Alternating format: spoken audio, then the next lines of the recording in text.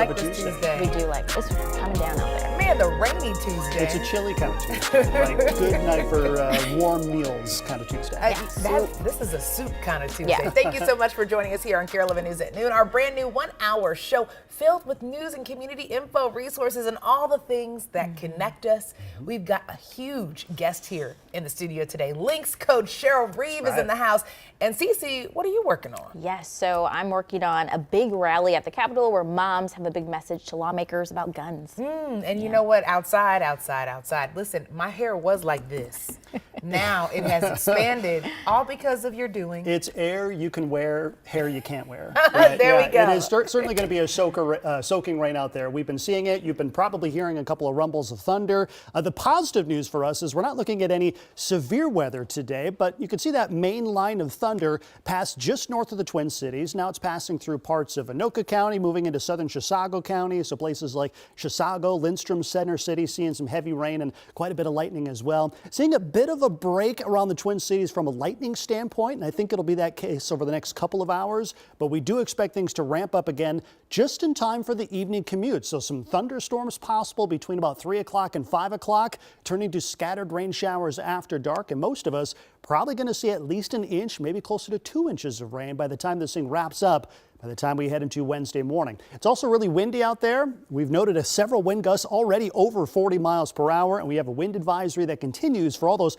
highlighted counties until 7 p.m. today. Winds gusting to 45 miles per hour. It's a great day to be a duck outside for sure. We'll have more on a drier and cooler forecast just ahead, Alexis. Oh man, Ben, thank you. Well, you heard Cece, moms are out in full force this afternoon, letting lawmakers know exactly how they feel about guns and why safety matters. They rallied at the state capitol just a few hours ago in hopes of getting some key laws pushed through. And of course, Cece, at this point, what did they have to say? Yeah, so the rally started just a few hours ago at 9, and hundreds of Minnesotans gathered at the Capitol. So Minnesota chapters of Moms Demand Action and Students Demand Action led the event, and they're meeting with lawmakers and advocates for gun safety measures to be passed and signed into law during the upcoming legislative session.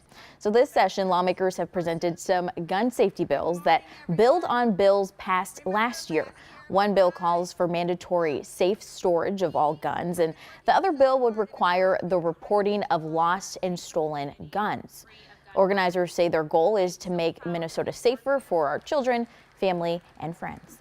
Columbine happened when I was a freshman in high school. I certainly thought we'd have this problem resolved by the time my kids were going to school, but sadly that's not the case. There's so many common sense things that we can do to make our community safer when it comes to guns. So that's why I'm showing up here today. St. Paul Mayor Melvin Carter, Minnesota First Lady Gwen Walz, and others joined gun violence survivors and advocates for a rally as well. So a lot of people showing up down in St. Paul, and then a lot of voices being heard too. This is a subject that is so near and dear to so many people. Cece, thank you for keeping us updated. Well, you know, the Dollar General in Montrose is back open again today after a deputy shot a man who they say had a gun at the store yesterday. Montrose is west of the Twin Cities near Delano. This unfolded about 24 hours ago as authorities say deputies were trying to arrest the man for outstanding warrants. According to Wright County, the man was not complying. An employee at the Dollar General tells us he saw the officers tase the man. Officers say he continued to resist and showed a gun. That's when the deputy shot him. Yeah, there was quite a few shots fired, like a surprising amount. This was like an actual serious moment that I was like kind of frozen in place just watching. Officers say the man was taken to a hospital. A neighbor told us he saw the man conscious as he went into the ambulance. No official word on his condition. The BCA is also in Montrose this afternoon investigating the incident. Well, just 3 months ago, St. Paul City Councilwoman Anika Bowie helped make history as part of the first ever all-female council. But this afternoon, there are questions about whether she was actually qualified to run. I'm Lou Ragoose. A St. Paul City Council member is facing questions after the St. Paul Pioneer Press revealed the address she used when filing for office is not where she was living.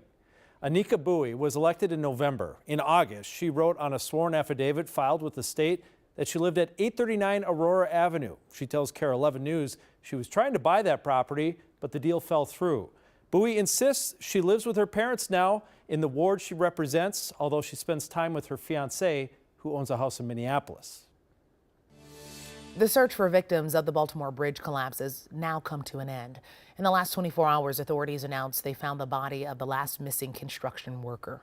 3 other men had also been recovered near the wreckage. Developing this afternoon, U.S. officials are predicting limited action from Israel in response to attacks from Iran over the weekend. Israel's war cabinet is meeting for a 3rd day in a row today, but there are still several questions about their next move. U.S. officials say Israel will respond with a stronger attack, but without provoking a wider war. However, how they will do that is still unclear. Iran will face the consequences for its actions. We will choose our response accordingly. The weekend attacks from Iran failed after 99% of incoming fire was shut down. We have new video into the newsroom of a massive fire in Denmark. The flames engulfed Copenhagen's old stock exchange building. There were people inside when the fire started, but police say there are no injuries. The building dates back to the 17th century, and the fire chief says half of it is destroyed. Luckily, people were able to remove some of the artwork inside before they escaped the fire. Well, even the president and the vice president need to pay Uncle Sam. And within the past 24 hours, both Biden and Harris released their tax filings to the public. We won't go into them item by item, but Biden reported a federal adjusted gross income of nearly $620,000, and they paid more than $146,000 in federal income tax. The vice president and her husband reported an income of $450,000, and they paid more than $88,000 in federal taxes.